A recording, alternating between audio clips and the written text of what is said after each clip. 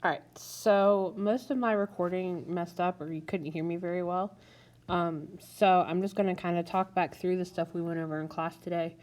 And I'll just walk through with the laser pointer. Hopefully that will clear that up for you guys. If you need more information on these notes, please let me know. So the first thing we did was we went over Friday's assignment and we worked through some of these problems.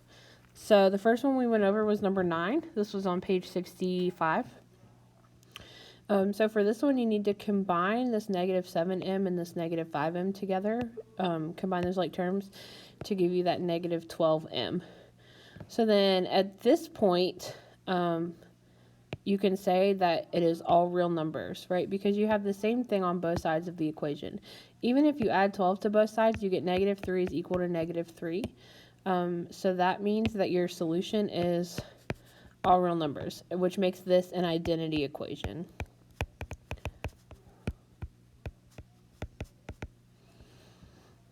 Right, so this is when we can plug any value in for our variable and it will always work out.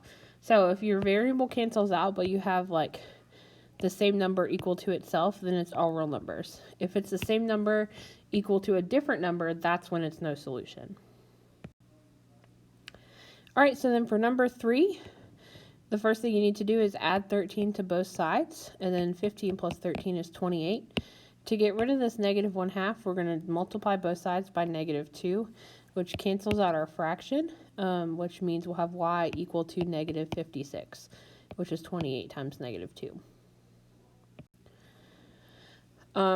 Next one was number 25, so these were some of our absolute value equations. So we have to get rid of this fraction first. So in order to do that, since it's 1/5, we're going to multiply both sides by 5.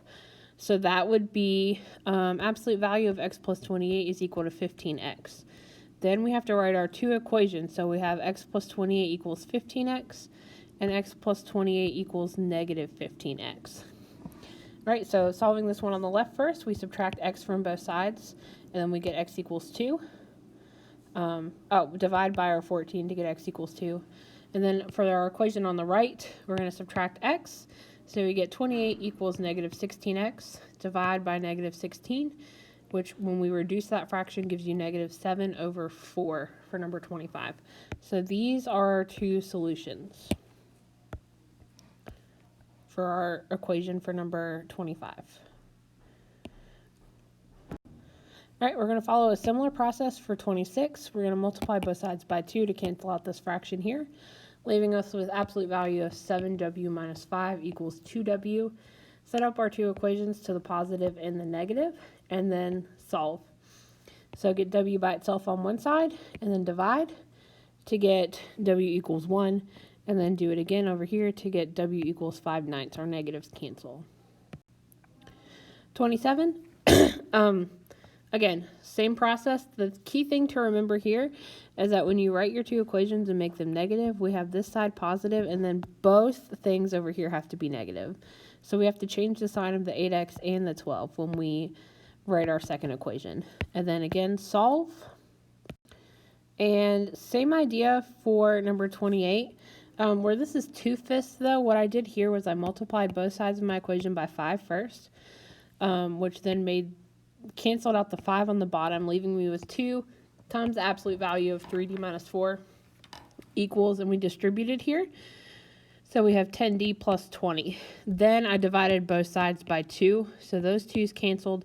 Then we divided each term by 2 here to give me 5d plus 10 and our absolute value. And then again, we set 3d minus 4 equal to 5d plus 10, and then we did it to negative 5d minus 10. We changed both signs and solved to get negative 7 and negative 3/4. All right, so then we did notes for section 2.2. Excuse me. So we're talking about linear inequalities, and we talked about how to graph those. So greater than, it looks like this. So we have x greater than 3. To graph this inequality, you would just draw a number line, put your 3. Greater than and less than both have open circles at our numbers. So we've got an open circle at 3. And since our arrow is pointing to the right, we're going to shade to the right. So that only works if we have x is, our variable always needs to be on the left so we can follow those arrows. Right, so less than, we have x less than 7, open circle at 7, shade to the left. Right, for the ones that are or equal to, so we have greater than or equal to, less than or equal to. Those we have closed in circles, and again, we're still shading in the direction of the arrow. So for greater than, we're shading right. For less than, we're shading left. And then this down here is an example of how to graph a compound inequality. So this means that x is between -1 and 3. So since we should always have two less than signs here. So, or less than or equal to.